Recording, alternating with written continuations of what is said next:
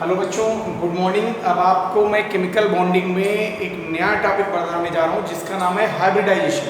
बहुत ही important topic है, आप लोग बड़े अच्छे से समझिएगा इस टॉपिक को।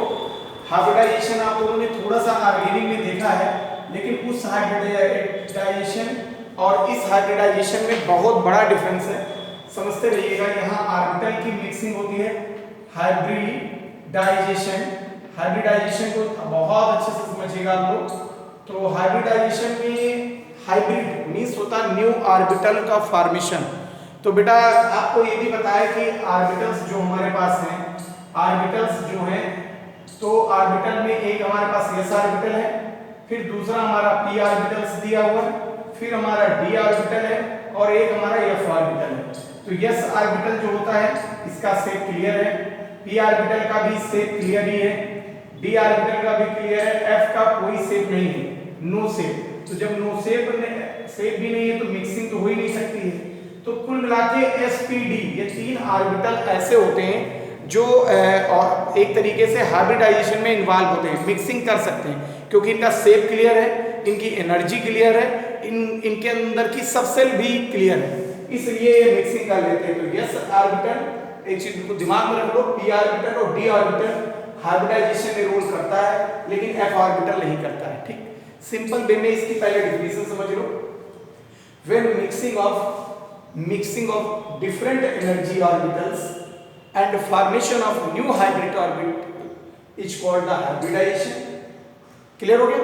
जब भिन्न ऊर्जा वाले ऑर्बिटल आपस में अतिव्यापन करते हैं, मिलते हैं, तो एक नए संकर यौगिक का निर्माण होता है जिसे हम हाइब्रिडाइजेशन कहते हैं, संकर यौगिक कहते हैं। और इस पूरी प्रोसेस को क्या कहते हैं? संकरण कहते हैं, हाइब्रिडाइजेशन कहते हैं। हिंदी में इसको संकरण के नाम से जानते हैं। क्लियर हो गया?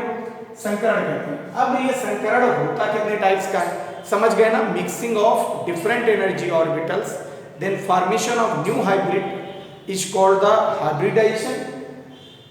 जब भिन्न ऊर्जा वाले ऑर्बिटल आपस में जुड़ते हैं तो एक नए संकर यौगिक का निर्माण होता है, यह घटना संकरण है।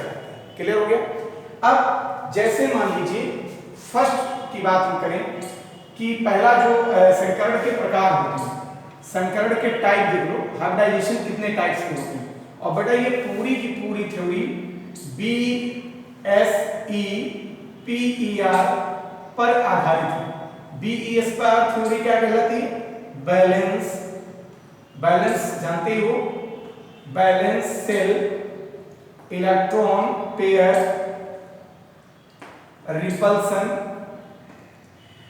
रिपल्सन थ्योरी पे आधारित, इसमें इस थ्योरी में यही बताया गया है कि जितने भी ऑर्बिटल्स होते हैं वो आपस में मिक्सिंग करते हैं, मिक्सिंग करके न्यू हाइब्रिड ऑर्बिटल बना देता है, जिस प्रोसेस को हाइब्रिडाइजेशन के नाम से जानते हैं। क्लियर हुआ? अब मैंने कहा कि जो हाइब्रिडाइजेशन होते हैं वो डिफरेंट टाइप के हो गए, जैसे sp hybridisation, sp2 hybridisation, organic में तुमने पढ़ा, sp3 हाइब्रिडाइजेशन।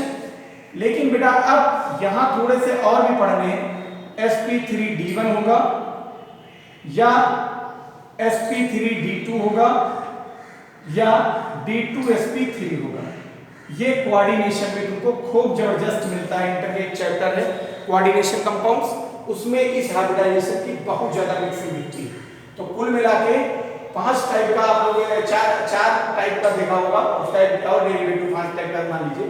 तो sp हाइब्रिडाइजेशन समझते हो, sp2 देखते हो, sp3 देखते हो, sp3d1 देखे होगे, sp3d2 देखोगे और d2sp3 की एनालिसिस आप लोग करते हो। बेटा मेरी बात को बड़े ध्यान से समझिएगा। ये तो हो गई टाइप ऑफ संकरण। तो संकरण कितने प्रकार के होते हैं? 4 प्रकार के होते हैं, sp संकरण, sp2 संकरण, sp3 संकरण, sp3d1 संकरण, sp3d2 संकरण या d2sp3 संकरण। क्लियर हो गया? इसकी पिक ले लो आप लोग, वीडियो में ले लिया।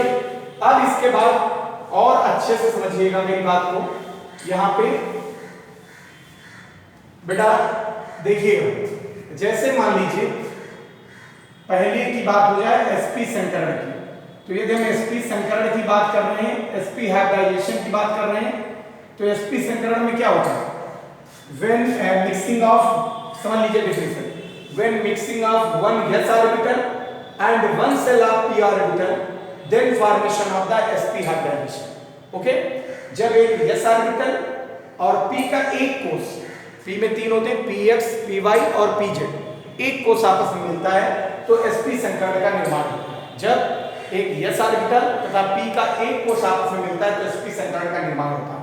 When mixing of one s orbital and one shell of p orbital, then form the sp hybridization। देखो, यदि हम देखें तो s ऑर्बिटल हमारा कैसा होता है, स्फेरिकल होता है। ये हमारा s ऑर्बिटल हो गया, s ऑर्बिटल ले लिया यहाँ पे, प्लस कर लेंगे, ये देखिए p ऑर्बिटल का शेप हमारा ये स्फेरिकल होता है, p ऑर्बिटल हमारा डंबल शेप का होता है। मान लीजिए x एक्सिस, ये y एक्सिस और ये z एक्सिस, तो डंबल शेप का है। देखो s ऑर्बिटल ये होता है, स्फेरिकल बोला जाता है। फर्स्ट ईयर में आप लोगों ने बहुत अच्छे से इसको पढ़ा, फर्स्ट ईयर में इस चीज को बिल्कुल अच्छे से समझ लीजिएगा, ये इंटर में बहुत काम आएगा। s की जो आकृति होती है वो स्फेरिकल होती है, गोलाकार होती है। फिर होता है p ऑर्बिटल, p मतलब p ऑर्बिटल कैसा होता है, डंबल के आकार का होता है, डमरू के आकार का होता है। p ऑर्बिटल कैसा होगा, डंबल शेप होता है, डंबल्ड शेप, डंबल्ड शेप बोलते हैं इसको। क्लियर हो गया, डंबल शेप बोलेंगे। उसके बाद आता है d ऑर्बिटल्स, तो d ऑर्बिटल डबल डंबल होता है। ये ऑर्बिटल समझ लीजिए, एक s ऑर्बिटल, एक p ऑर्बिटल, एक d orbital. d double dumbbell होता है, डबल डंबल शेप होता है, double dumbbelled shape, double dumbbell shape मान बोलते हैं इसको।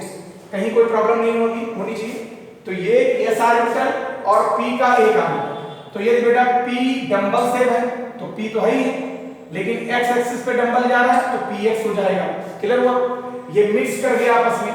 जैसे मिक्स करेगा, बहुत ध्यान से समझिएगा, s ऑर्बिटल तो इसके अंदर आ ही गया और p आ गया डंबल शेप का, समझ रहे होगे, p क्या है, डंबल शेप का। अब मैं बता दूं एक चीज, तो यहां पे जो भी स्ट्रक्चर्स आएंगे, देखिए डंबल बीच में आया और ये लोप हमारा है, तो ये लोप आ गया, तो जितने भी sp हाइब्रिडाइजेशन के स्ट्रक्चर्स होंगे लीनियर होंगे और उनका बॉन्ड एंगल जो होगा वो 180 डिग्री सेल्सियस होगा, 180 डिग्री होगा सेल्सियस में, 180 डिग्री होगा। क्लियर हो गया बात? आगे से मैंने क्या बताया, sp हाइब्रिडाइजेशन कैसे निकालेंगे, s ऑर्बिटल होता है स्फेरिकल शेप, p ऑर्बिटल जो है डंबल शेप होता है, दोनों आपस में मिक्स करेंगे तो sp संकर्ण का फॉर्मेशन कर दिया। देखो ये स्फेरिकल आया, p डंबल आ गया, sp बना लेंगे। ये हमारी x एक्सिस होती है, ये हमारी y एक्सिस होती है, ये हमारी z एक्सिस होती है, और जो इसका स्ट्रक्चर बन के आएगा वो क्या आ जाएगा, लीनियर आ जाएगा। नोट कर लीजिए, ले लीजिए आप। क्लियर हो गया, कहीं कोई प्रॉब्लम नहीं किसी को? ओके, समझ गए ना यहाँ पे? अब देखो इसके बाद ये भी बना लीजिएगा, याद रखिएगा, s ऑर्बिटल जो होता है, p ऑर्बिटल जो होता है, d ऑर्बिटल। अच्छा, sp_d का मतलब समझ रहे हो ना, जिसके अंदर इलेक्ट्रॉन फिल किए जाते हैं। अभी तक मैं एक चीज बता दूं, इसके पहले ये पिक आप लोगों ने ले लिया होगा, थोड़ा सा एक चीज और देखिए आप लोग, थोड़ा सा डीप समझिएगा यहाँ पे। देखो बेटा, जो हम लोग इलेक्ट्रॉन पहले बांट रहे थे तो 2 8 18 ऐसे बांटते चले जाते थे, KLM सेल में। अब इलेक्ट्रॉन्स जो हम लोग बांटते हैं वो बेटा आप बाउच के हिसाब से बांटते हैं, आप बाउच के अकॉर्डिंग होता है। तो आप बाउच के अकॉर्डिंग क्या होता है, पहले इलेक्ट्रॉन 1s में जाता है, फिर 2s में जाता है, फिर 2p में जाएगा, फिर 3s, एक एक एनर्जी बढ़ाते जाते हैं, 3p 3d हो जाता है, फिर 4s 4p 4d 4f में चला जाता है, फिर देखो 5s 5p 5d 5f होता है, एक एक कम कर लो, 6s हो गया, 6p हो गया, 6d हो गया, और 7s हो गया, 7p हो गया। अब मेरी बात समझो, आज जो हम इलेक्ट्रॉन की फिलिंग करेंगे वो on the behalf of the Aufbau, Aufbau के अकॉर्डिंग इलेक्ट्रॉन फिल करते हैं। तो अबाउच मतलब होता है टेढ़ा मेढ़ा, स्नैक लाइन। तो स्नैक कैसे चलता है, सांप ऐसे ही तो चलता है, ध्यान देते रहना मैडम। ये पूरी पीरियोडिक टेबल में एलिमेंट्स है 118 और सबका इलेक्ट्रॉनिक विन्यास, इलेक्ट्रॉनिक कॉन्फ़िगरेशन इसके अकॉर्डिंग होगा। और एक चीज बता दूं, यस में ऑर्बिटल में मैक्सिमम इलेक्ट्रॉन्स एंड ऑर्बिट कितने होंगे इसके अंदर, कितने सब सेल होंगे, छोटे ऑर्बिट होंगे। तो मैक्सिमम इलेक्ट्रॉन्स 2 होते हैं, इसका ऑर्बिट 1 होता है। और p ऑर्बिटल ये बिल्कुल दिमाग में रख लो 6 होंगे मैक्सिमम इलेक्ट्रॉन्स और 3 होंगे। और ये b हो गया, इसमें मैक्सिमम इलेक्ट्रॉन 10। और मैं जब एटॉमिक स्ट्रक्चर पढ़ाऊंगा तो इसको और डीप में एटॉमिक स्ट्रक्चर के वीडियो में आपको बता दूंगा। ये 5 होते हैं, F14 इलेक्ट्रॉन्स होते हैं मैक्सिमम इसके अंदर। और ये 1 2 3 4 5 1 2 3 4 5 6 और ये 7 मतलब 14 इलेक्ट्रॉन्स इसके अंदर फिल कर दिए जाएंगे। ये इलेक्ट्रॉन्स की इसकी फिलिंग भी होगी। तो पहले 1s में इलेक्ट्रॉन भरा जाएगा कभी भी किसी भी एलिमेंट का करेंगे, फिर 2s में भरा जाएगा। सिंपल समझ लो मैं जो बताना चाह रहा हूँ, जैसे मान लीजिए सोडियम था तो 11 होता, पहले तुम लोग क्या करते थे 2 8 1 में भर देते थे, है ना। अब ऐसे नहीं, हमें इसके बिहाफ पे अब इलेक्ट्रॉनिक कन्फिगरेशन हमेशा करना होगा फर्स्ट ईयर से, ध्यान रखिएगा। तो पहले 1s आएगा तो यस में मैक्सिमम कितने बताए इलेक्ट्रॉन 2 होते हैं, तो 1s2 हो गया। फिर क्या है, देखो यहाँ पे बहुत अच्छे समझिएगा, 2s2 हो जाएगा, क्लियर हो गया। फिर क्या आ रहा है, इसी एरो के हिसाब से चलो 1s2 2s2, फिर क्या होगा 2p, p में कितने हो जाते हैं मैक्सिमम 2p 6 हो गए। तो इलेक्ट्रॉन ऊपर वाले इलेक्ट्रॉन होते हैं 2 4 6, कितने हो गए 6 4 10। और 2p6 के बाद क्या आ रहा 3s1 इलेक्ट्रॉन्स आ गए, क्लियर हो गया। ये सोडियम का हमारा इलेक्ट्रॉनिक कन्फिगरेशन है। अच्छा, अब बात यह आती कि सर जब हम इससे काम चला ले रहे थे तो हम इसके बेस पे क्यों आए, तो उसका मैं बता दूं, उसमें हम कुछ भी नहीं निकाल पाते थे। यहाँ देखो किसी भी एलिमेंट का निकालना, लास्ट का उठा लो 3s1 आ रहा है।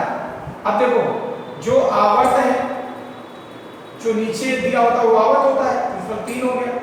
ऑर्बिटल, किस ऑर्बिटल में ये इलेक्ट्रॉन जा रहे हैं, तो ऑर्बिटल देखो यस ऑर्बिटल आ गया हमारा, कितने इलेक्ट्रॉन्स आ रहे हैं, मतलब ग्रुप कौन सा है, समूह। तो समूह कितना है, फर्स्ट समूह में सोडियम आता है, क्लियर हो गया। तो ये भी चीजें इससे आराम से निकाले जा सकते हैं, क्लियर हो गया।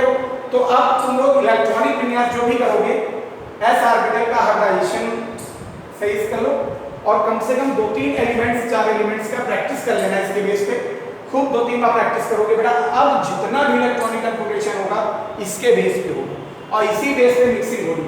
तो ये मैं टॉपिक पढ़ा रहा था हाइब्रिडाइजेशन, लेकिन इसको भी डीप में समझ लीजिएगा क्योंकि यही अब आगे काम आने वाला है, क्लियर हो गया। पिक ले लीजिए, अच्छे से बना लीजिएगा। Thank you.